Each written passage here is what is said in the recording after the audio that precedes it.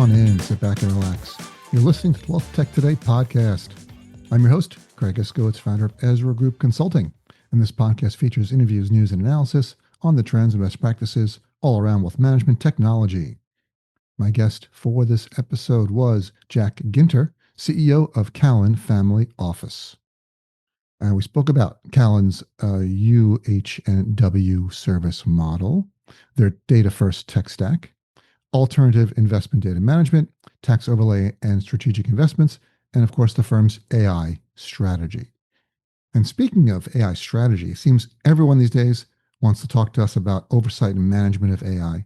But this is only possible if your underlying tech and data strategy is designed with AI in mind. If you're running a wealth management firm and have questions about how you can best support and control your growing AI infrastructure, I want to tell you about a terrific offering from Ezra Group. We call it our fractional CTO service, or Fracto. Fracto can support your current CTO on specific projects or help build your tech and data strategy from the ground up.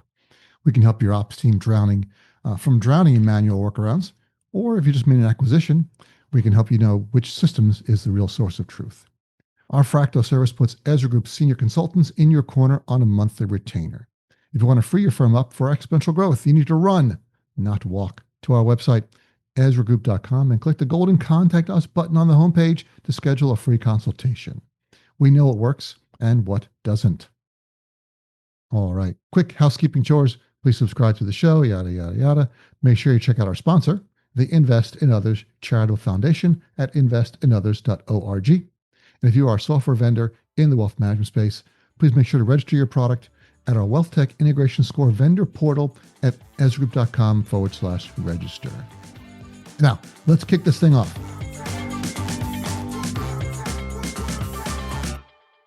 All right. I'm excited to introduce our next guest. It's Jack Ginter, CEO of Callan Family Office. Jack, you are here. It's great to see you. It's great to be here. Thanks, Craig.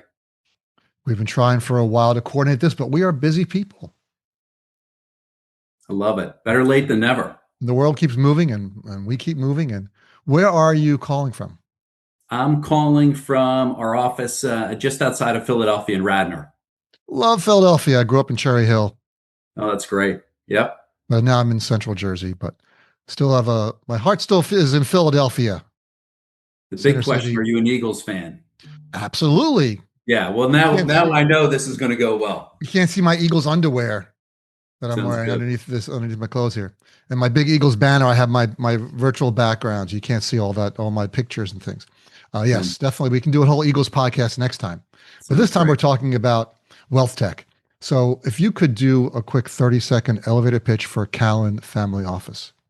Thanks, Craig. We're an independent, ultra high net worth firm focused on individuals, families, foundations and endowments, and single family offices. We also have an institutional division where we work with RIAs to help them manage their client assets.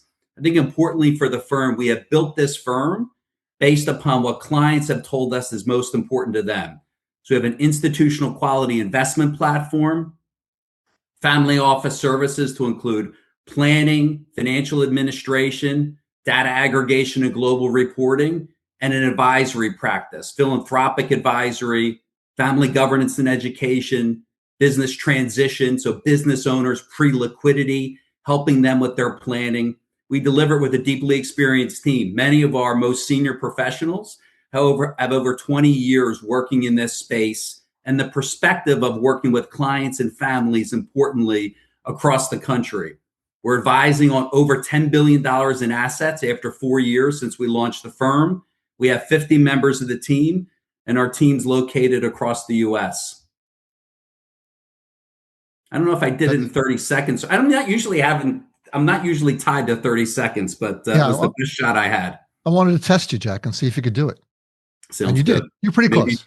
Pretty close. Pretty close. It's close. Close enough for government work. So, Jack, we see a lot of firms, a lot of family offices out there that they claim they support ultra high net worth clients, but once you get into all the complexities of many of these families with multiple trusts, private investments, operating companies, global assets, the technical challenge and the operational challenge explodes. So where does a typical family office high net worth RIA tech stack usually fail? Yeah. Thanks, Craig. It's a great question. Could I just start with, I think you really hit it in the question. For us, it really starts with an understanding that this client base is different. To your point, they've got different levels of complexity and different expectations. And so when we think about just the experience we're trying to deliver from a planning standpoint, it's not uncommon for us to have a 100-year time horizon. It's obviously different when we think about a client that we're thinking about asset allocation at 10 million versus 100 million, right? And then we think about the other services that we're trying to integrate, including education, into the experience. And so for us, foundationally, it's a different client with a different expectation set. And then you hit it. The two themes that we consistently come back to are complexity and customization. And we think that's where the breakdown happens. From a complexity standpoint, many of our relationships have multiple individuals and multiple entities. And so you can begin to get the picture how complexity begins to expand.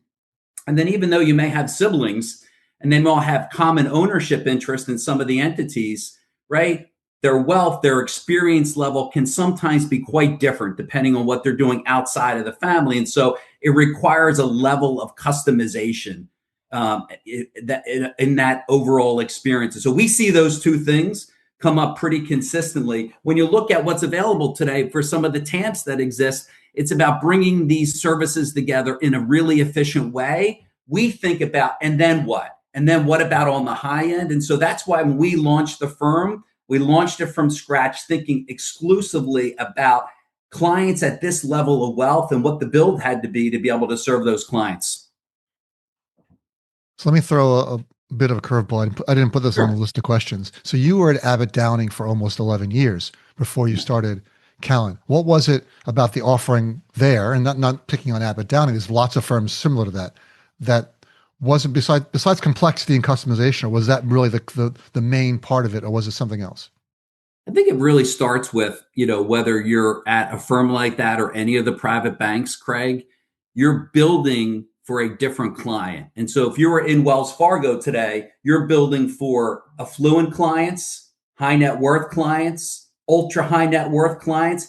That's where the separation comes with any of the private banks or frankly, any of the other firms that are trying to accommodate multiple clients. And so what you begin to get, especially in the private banks. And so they're really focused on standardizing the experience, right? Getting the same experience to each of the clients, eliminating the exceptions. Some of that's regulatory driven. So that becomes very different from an experience standpoint. When I look inside our firm today, as an example, a relationship now has on average more than 15 different entities, right? And so we think about the flexibility and the customization that you need.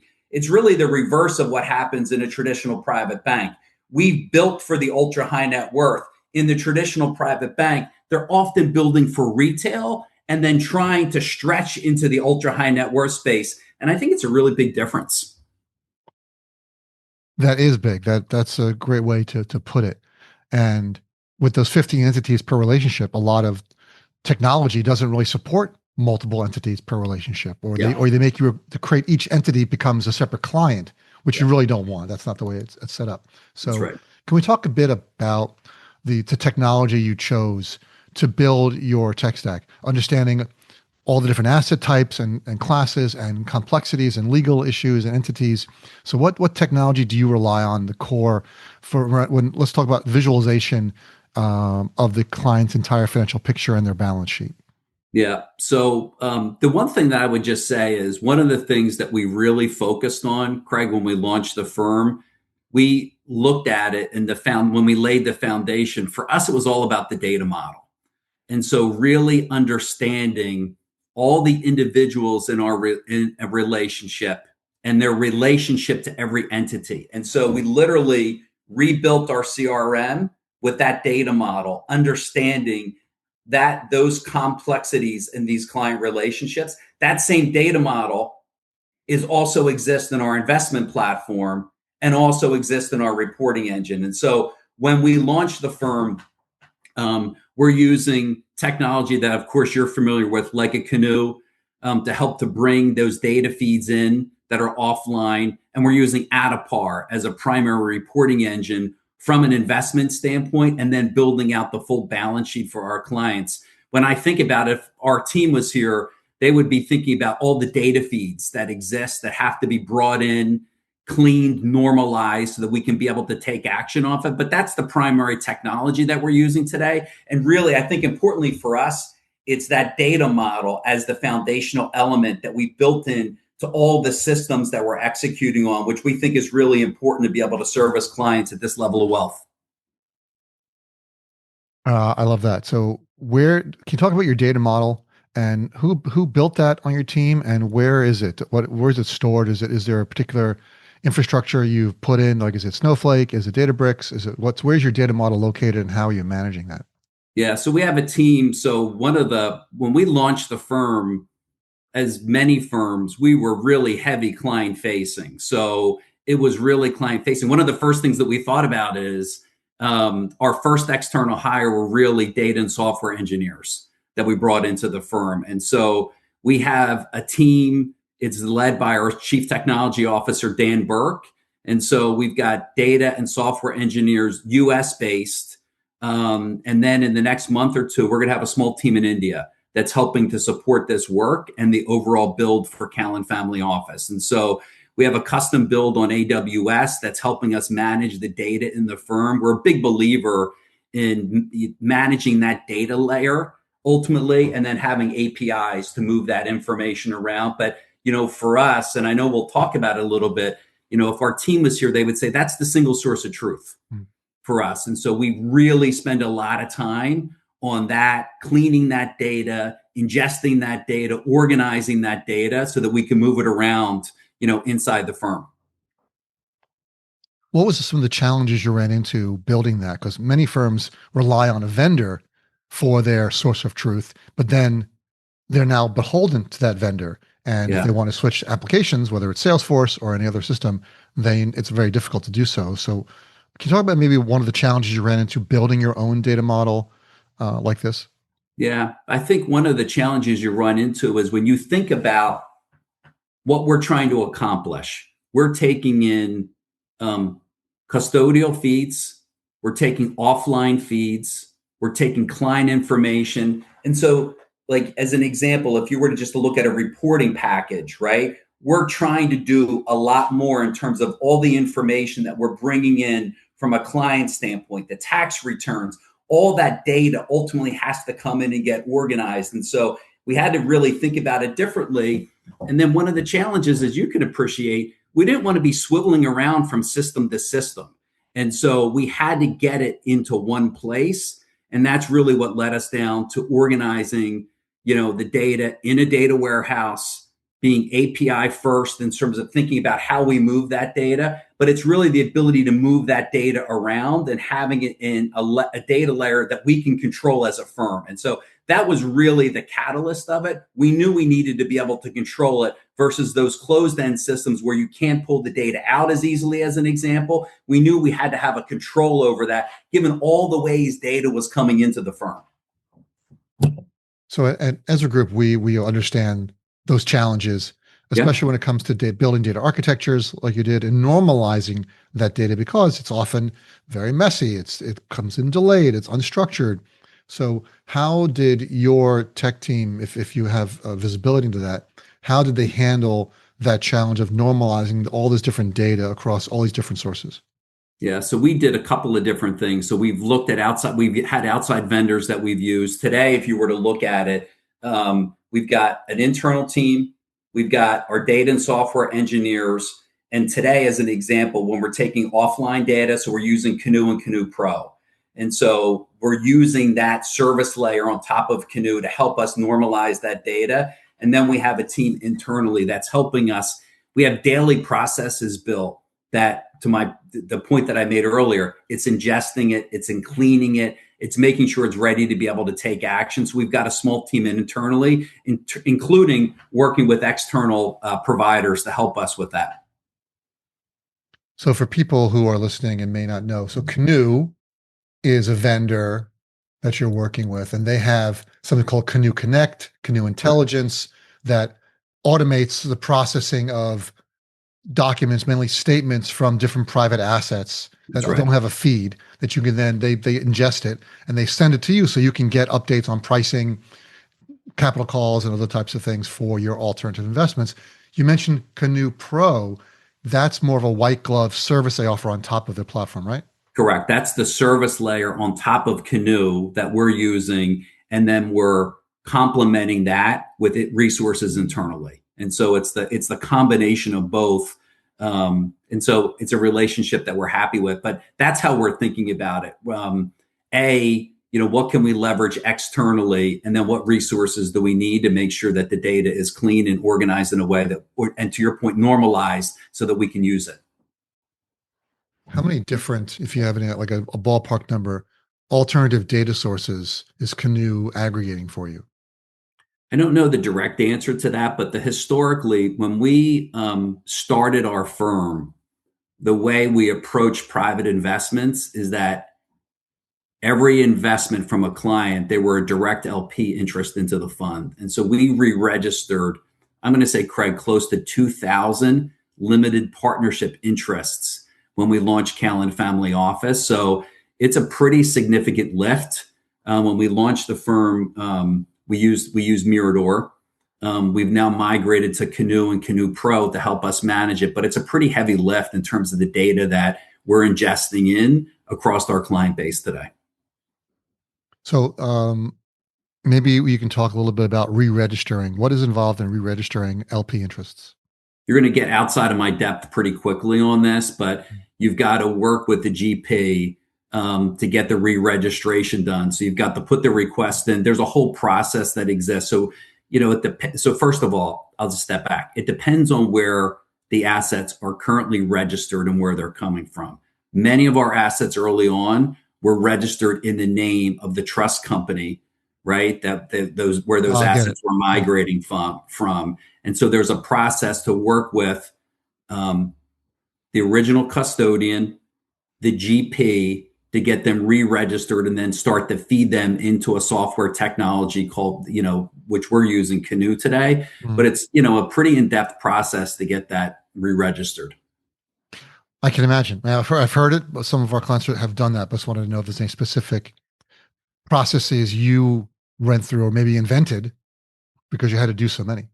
I think it becomes more what you really try to do is once you get through your first few of them, you really understand how to work with the current custodian to get them re-registered, and then you are working with concentrations of GPs, over time to work through their process. So the first thing you have to think through is when can I get the data feed? So it may not be re-registered, but you want those feeds in to be able to look at the full balance sheet for the client as an example. And then you've got to work through a process, but that process can take months, but you want to try to get the data as quickly as you can and release that so that you can begin to report on that for the client. And then there's often a lag as you work with the GP to get the re-registration done. It's a never-ending stream of complexity when you're Yeah, working with this kind of stuff. it's great. So thanks for that little deep dive there. I really appreciate it. So you mentioned Canoe and Adipar. Was there anything you had to do to get the data that Canoe is providing into Adipar? Any special, um, data loading routines or any special systems that you've built to connect those two systems together? I don't think so. I think that is pretty seamless. It's really around the cleaning and the normalizing of the data and making sure it's clean as it comes in. That's really where we're spending our time and effort versus the data feed specifically. It's that organization of the data as it's coming into the firm. I could talk about alternative investments all day, let me tell you, but let's move on to tax management. So obviously tax is a huge part of your value proposition, Yeah. especially for ultra high net worth families. So can you talk about the tax overlay or any tax management platforms you're using, how they fit into your investment processes when you're coordinating and any special processes you built to coordinate tax aware decisions across multiple accounts and strategies and investment products? I'm glad that you asked this because this is an interesting story. So we invested in a firm, Aris, and it's a tax overlay technology. And so, really, when you step back, one of the things that's been a driving force for us, Craig, in the firm is always thinking through how are we going to solve for clients at this level of wealth. And so just as a perspective, I don't think I've mentioned it today, on average, our clients are approaching $150 million per relationship on average. And so how do we think about solving for that client base in the firm? And one of them is exactly what you're talking about, just from a tax efficiency standpoint. So historically, you would have a direct index, you'd have separate account managers. There wouldn't be direct coordination as they'd all be doing their independent trading. And frankly, it's a challenge that we've thought about and tried to solve for the better part of you have our team here for the last 20 years. And so we invested in Aris. And one of the reasons is they really helped us solve for ultra high net worth. So specifically, what are they doing? They're managing the public equity portion of a client's portfolio. They're doing direct indexing. They're doing third-party active managers. All the trades are coming in through the technology. And then the tax overlay sits on top of the accounts and the entities in every relationship. And the trades are being optimized before they get executed. So the trades are coming in, it's optimizing across multi-account and multi-entity. But here's the really interesting part. This gets to the customization that's required for clients at this level of wealth.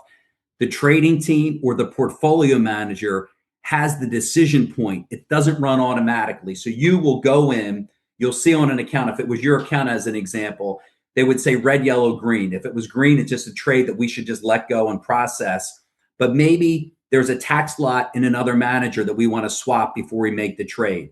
Maybe we want to make sure we avoid a wash sale. Maybe you've said to us, my capital gains budget is X. We're late in the year. And so before we go past the capital gains budget, we have a conversation with you to say, should we execute the trade or you want to journal it into your foundation and make gifts at the end of the year? So it significantly increases the tax efficiency because you're ultimately controlling the trading of both the passive and the active managers. And we started in June of 24. We have over $5 billion running on that technology today. That's fantastic. And it's unusual for firms to invest in these tech startups, or I guess Aris is more of a TAMP type of provider. It's really a tax overlay, but I would just say two things on that. Number one, it's a former colleague, and so we've known him for a very long time. But the other piece, the reason to invest was to work in a coordinated way to solve for ultra high net worth. Like that's what our whole motivation was. We wanted to solve for the clients at Callan Family Office and really work with Aris on the roadmap to solve for this client base. And so that's why we made the investment, and we couldn't be happier with it. That's a doubly good. You're investing in a vendor, so you've got some skin in the game. Yep. Right. More than just a client. Right. So it's certainly the way to go if you can find that. And there's so many new products and services starting. We see them every day. I work with Michael Kitsis on the Kitsis Ezra Group Tech Map. So we're being flooded almost every month with 10, 15 new applications, service providers that want to get onto the map and sell to advisors. So advisors are pretty much overwhelmed with all the options and solutions. So glad you guys ran and found those and found Aris. Thank you. And that's, by the way, for people looking, it's Aris Investing, ARIS, investing.com. Thank you. Is their website. All right. So I have time for a couple more questions. Sure. Let's talk about Foundations 360. We've done some podcasts with various philanthropic applications that provide DAFs or other tools for advisors, automate it, outsource it, and it all connects into estate planning and tax strategy. But let's talk operationally.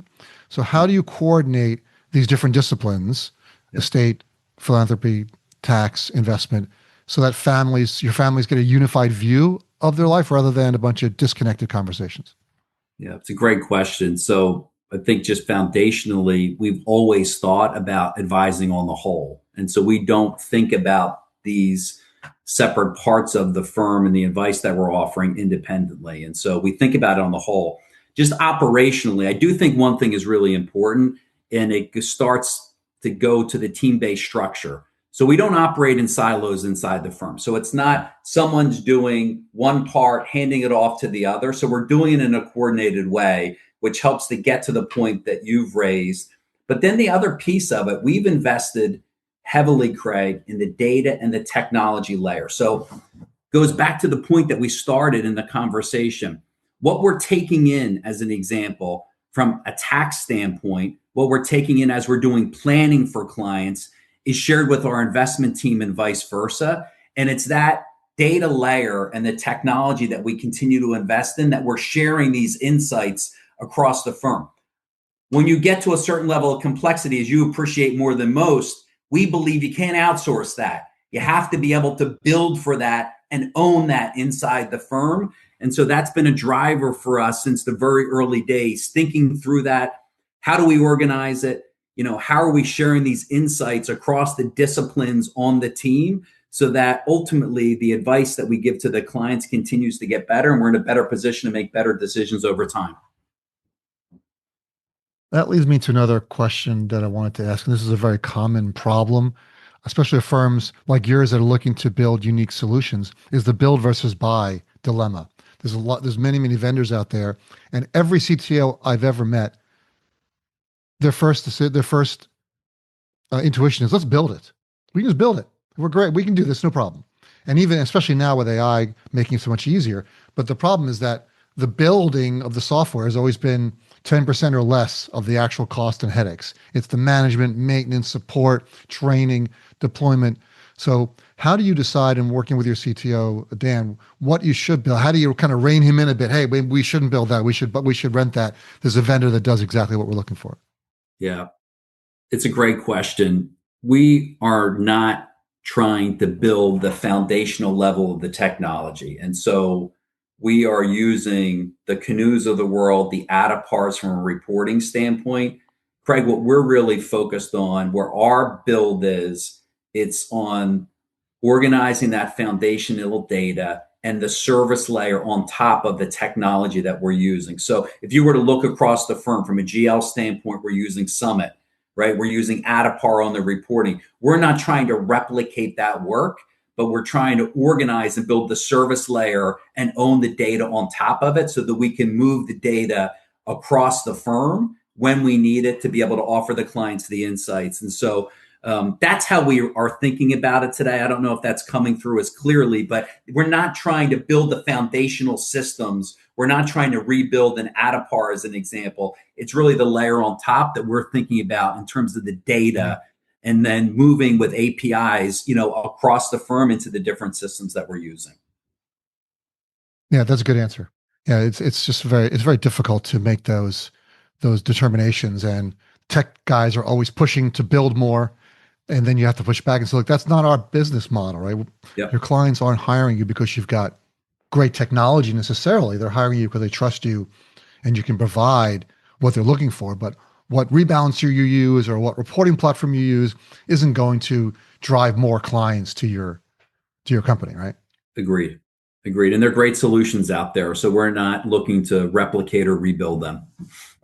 All right. So I only have time for one more question. Sure. So let's just talk AI. What do you see how AI is impacting the family office world? What are some of the areas that you're deploying AI at your firm?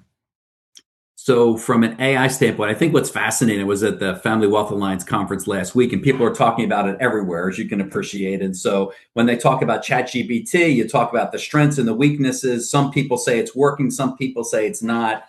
Really, from an AI standpoint, Craig, where we're putting all of our chips in is around that data.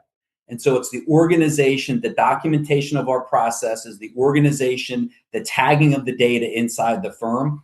If you were to talk to the team inside Callan Family Office that's most active working with the AI models today, when we have clean, structured data, it's incredibly powerful. And so where our focus is right now is around some of the processes of the firm. So we have some complexity in terms of client billing, as an example. We're using AI to assist in that. When a client has a very specific request in our institutional division to have a report done and available to them on a weekly basis, when the data is structured, we can organize that report and deliver that out to them in the frequency that they like. And so for us, it's all about the data right now. That's how we're thinking about it. And then when we have it organized and structured in the right way, we're thinking through what are the processes that we can automate and what are the complexities that we can tackle when we've got that clean data structure.